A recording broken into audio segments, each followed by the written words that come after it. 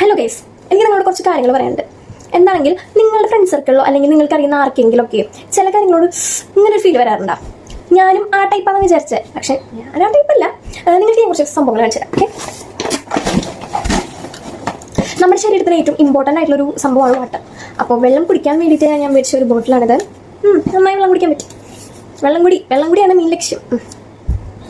പിന്നെ നമ്മുടെ സ്കിന്നിന് ഏറ്റവും ഇമ്പോർട്ടൻ്റ് ആയിട്ടുള്ള സംഭവമാണ് സൺസ്ക്രീൻ. അങ്ങനെ ഇപ്പോഴത്തെ ന്യൂ ജൻ ട്രെൻഡ്. അപ്പം ഞാനും അങ്ങനെ ഒരു സൺസ്ക്രീൻ യൂസ് ചെയ്യാന്ന് വെച്ചിട്ട് സൺസ്ക്രീൻ വാങ്ങി. ഡെംഡോക്കിൻ്റെയാണ്.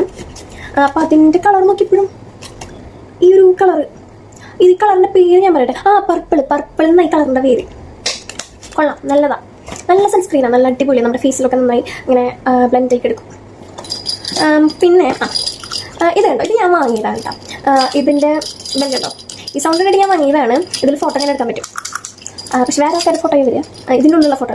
അപ്പോൾ ഇത് അടിപൊളിയാണ്, അല്ലാണ്ട് വേറെ ഒന്നും കൊണ്ടൊന്നുമല്ല.